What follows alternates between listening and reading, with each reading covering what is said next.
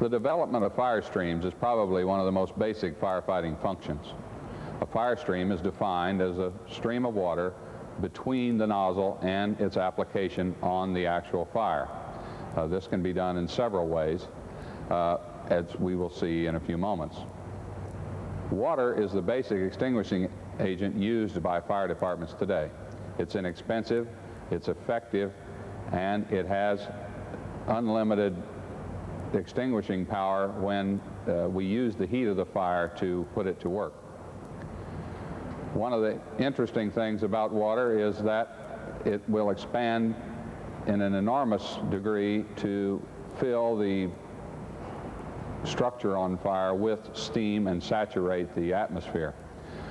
About 10 cubic feet of water, or 750 gallons of water, will expand to make 17,000 cubic feet of steam at 212 degrees Fahrenheit.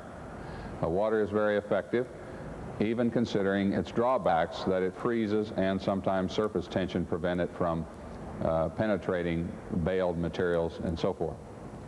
Let's talk a little bit about water pressure. We'll use this pump panel as an illustration.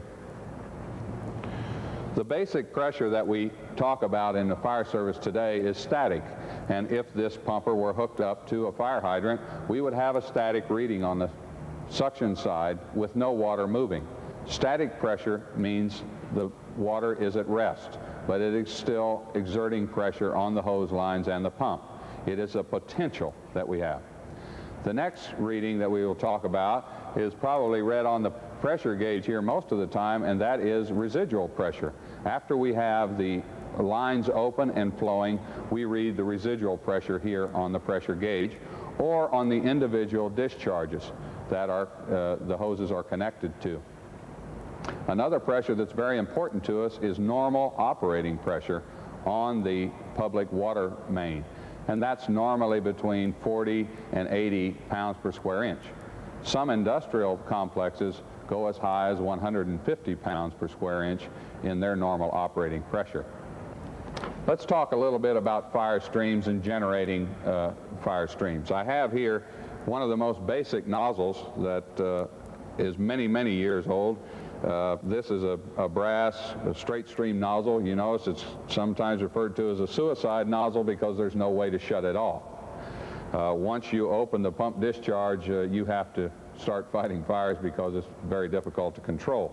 You'll notice that the opening in the rear of it is about 1 1/2 inches, and the opening in this end is about 1/2 inch. This taper and this angle is what increases the stream velocity to give reach out of the straight stream nozzle. The straight stream main advantage is that it reaches very far. Its cooling effects are somewhat limited. The other type of nozzle that we can use today is a fog nozzle, and we have several examples here in this brass compartment. This is a standard fog nozzle. It disturbs the stream of water and breaks it up into tiny droplets. A good example of the quenching capability of a fog nozzle is if you took a glass of iced tea and you put crushed ice in it versus great big cubes of ice. The crushed ice tends to cool the liquid much more quickly. This is the same principle as a fog nozzle in firefighting. The idea in the fog nozzle is to take these tiny water droplets and have them explode into steam 1,700 times their volume and penetrate every nook and cranny in the building that's on fire. Let's talk a little bit about the different types of nozzles in use today. The newest innovation is an automatic nozzle, and we have one right here. This is a thinking nozzle. It actually has a spring-loaded mechanism inside of the nozzle barrel that varies the size of the opening in the end depending on how much water and pressure is put to the base of the nozzle. An automatic nozzle is no excuse for not knowing friction loss and flows. It's more important that you take an automatic nozzle and its equipment out to the drill field and practice using flow meters so that you know exactly what you're flowing. This particular nozzle has a flow indicator built into the barrel as a check for the nozzleman. The flow indicator is an approximation and should not be used for calculating the flows of the nozzle for everyday use. There's no substitute for using flow meters and proper hydraulics for calculating the flows in your pre-connected nozzles. Let's talk a little bit about the other types of nozzles available in the fire service today. This particular version is a variable gallonage nozzle. We can change the gallon per minute ring here from 120 to 150 to 200 to 250 to 300 and change the actual opening at the top manually. Like the automatic nozzle, we can vary this on the fire scene, and most fire companies will use the 1.5-inch version in the 95 gallon a minute range and the 2.5 version in the 250 gallon a minute range. These nozzles are not only variable gallonage, they are constant gallonage, which means that no matter where the fog pattern is, wide fog or a straight stream, the gallonage remains what you've set it on the ring here. The oldest nozzle type that we have in the fire service is, of course, the straight stream nozzle. It has not been replaced like it is rumored in some areas. It's not been replaced by the fog nozzle. It is actually used quite a lot more these days for high-rise firefighting. The reach and knockdown capability of this type of straight stream is still very much in demand in a hot hallway in some type of a high-rise application, or even in very large buildings where you have to penetrate quite a ways to get to the seat of the fire. Which brings us to an important point about the type of attack techniques that we use. We have three basic attack techniques. The first is the direct method, where we direct a stream of water at the base of the flames and extinguish it by cooling the fuel. The second is the indirect technique, and that is where we take a fog nozzle, we direct the fog droplets into the superheated atmosphere above the seat of the fire and below the ceiling, and use the steam conversion capabilities of the fire and the water to extinguish the fire. The third is a combination of both, where we take the fog nozzle on a saturation pattern about 30 degrees and we rotate the nozzle around the room on fire and covering the superheated atmosphere as well as the base of the flames, and in a combination attack, which is the most common used, we can accomplish some very effective extinguishment. There are three other factors that affect fire streams. First is friction loss, the second is hose size, and the third is elevation. We can also include climatic conditions in some type of firefighting environments. When we look at the fire hose, a couple of things that immediately come to mind are, one, the size of the hose. For years we only had 2.5-inch inside diameter hose, and the friction losses were pretty well known. It's not uncommon today for a fire truck to have 3 or 4 different sizes of hose for different types of applications. The fire hose itself, its construction, its ability to dilate under pressure, the smoothness of the inside lining, all have a factor on the flow and stream that we achieve at the nozzle. A couple of things about laying the hose: the straighter the hose, the lower the friction loss. Normally it's better to lay the hose a little bit faster and have the hose stretch out down the street. The other thing is kinks, and most modern synthetic hoses are fairly kink resistant, and the need for the hydrant or plug man to chase the kinks on his way back to the truck have practically been eliminated. Elevation is another factor. If we're pumping uphill or downhill, we lose or gain pressure, whichever the case may be. We normally allow 1/2 pound per foot or 10 pounds per story for pumping uphill or downhill. Climatic conditions sometimes affect fire streams also. If there's a strong wind, the stream can be broken up prematurely and not reach the intended seat of the fire. Also, freezing weather has an obvious effect, and the fireground operation needs to be adjusted to compensate, leaving valves open and flowing, because a hose or a nozzle that is frozen up will not operate. One of the basic fire streams that we use in the fire service is the pre-connected attack line. I like to consider the pre-connected line much like a policeman's service revolver. It has to be easily deployed. It has to have enough knockdown power. It has to be of the proper size and the ability to be utilized in many various situations. We have a pre-connect right here. This happens to be an 1 3/4 thermoplastic line double jacket product, and on this pre-connect we're carrying 200 feet of 1 3/4 hose. When we talk about pre-connects, there are several sizes available, the smallest being 1 1/2 inch. Of course, no one would ever take a booster line 1 inch or 3/4 inch inside a building. The smallest is 1 1/2 inch. The next size is 1 3/4. We see some 2-inch attack lines, and they are as large as 2 1/2.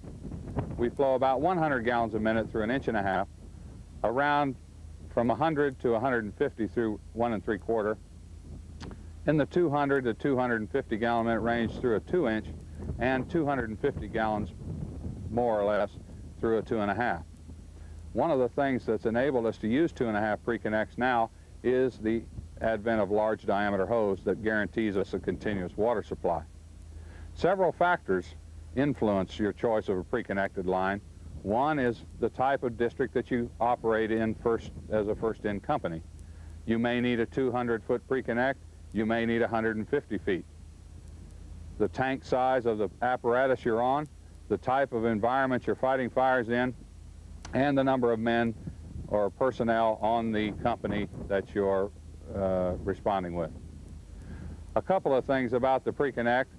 They can also be taken off the apparatus and deployed off of another apparatus or used in a high-rise situation as the bundle is made up on the truck. One of the things that I recommend you use is a hose jumper. And this is about a 3-foot, 4-foot piece of hose with a male and female coupling. It's used to connect to the chick sand swivel in the middle of the pre-connect bed so that the coupling comes out right about here, and the pump operator can easily disconnect the pre-connect to take to some other location. Several things about pre-connected lines that we must take into consideration. One, you need to practice with them and know how to deploy them very well. It's a problem at times with people changing to different apparatus and the different configurations with the way that the hose is folded, causing problems in the way they deploy.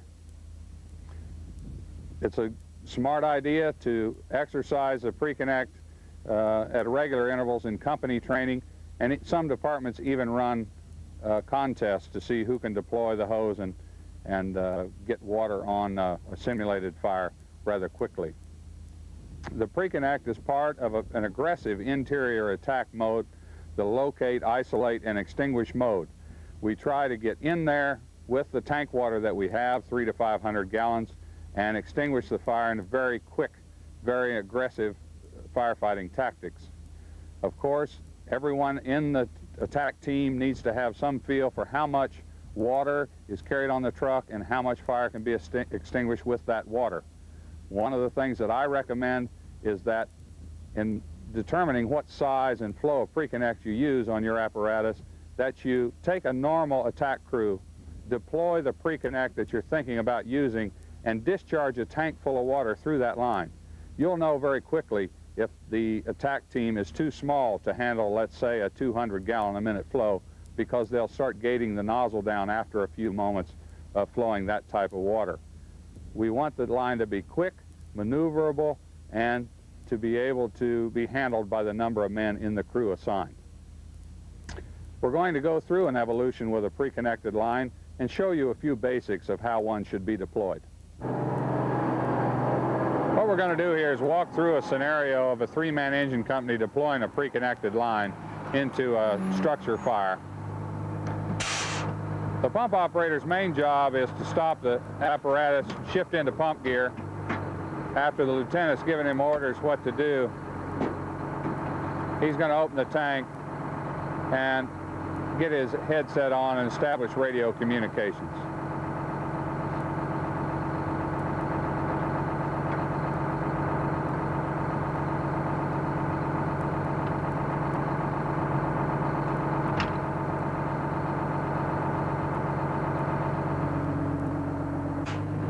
On the officer's side, during the dismount, the line is deployed by the officer and the man in the jump seat. This is 150 feet of 1 3/4 pre-connect. As the attack crew gets up, they check the door to make sure that they don't have a real hot area to work in when they get inside, and see if they're going to stay low, and they're going to work their way back in, locate the seat of the fire. The combination attack is by far the most utilized inside a building in a confined space. It involves rotating the nozzle in a clockwise direction between the superheated atmosphere above the fire and the actual fuel and fire burning itself. We rotate the nozzle in a clockwise direction because of the Coriolis effect. That's the spinning of the Earth on its axis. The clockwise rotation in the northern hemisphere forces the heat and products of combustion away from the attack team. If we were doing this in South America, for example, we would have to rotate the nozzle in the other direction because of the spinning of the Earth. In the previous scenario, you notice that the nozzleman opened the nozzle and twirled it in a clockwise direction, pushing the heat and products of combustion away from the attack crew. In order to attack the seat of the fire with a direct attack, we would use like this, a straight stream nozzle. It's very difficult to show this in the fire situation, so we've come outside the drill building and are showing it out the window. When we do the combination attack, we use a saturation pattern. He's going to shut down and go to the saturation pattern now.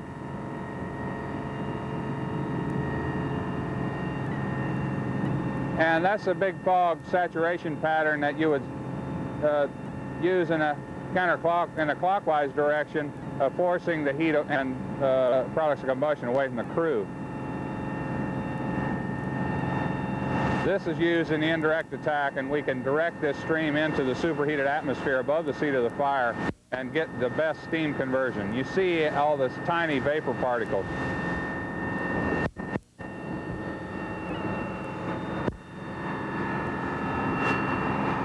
Now we're going to shut down and go to the big fog pattern, which is a great protection for the crew in all types of incidents involving flammable liquids, etc. You can see that the fog barrier is much bigger, but it affords protection from the radiant heat much better. As he withdraws the nozzle into the window, you can see it used as a ventilation tool. We can actually force the products of combustion out of the building using this big fog pattern, filling the whole window and creating a vacuum in the fire building itself. Of these three techniques, the officer in charge of the scene oftentimes has to make this judgment while he is in there actually seeing the water being applied. The situation that he's faced with can change as the fire progresses. The mark of a true professional firefighting crew is in how they handle unanticipated problems during the attack scenario. The well-trained crew can handle a broken line, someone's air running out, a nozzle being clogged, or a dry hydrant, all in stride. Any crew can handle things when they're going normally, but the real true professionals should be able to handle emergencies and unforeseen circumstances as they crop up.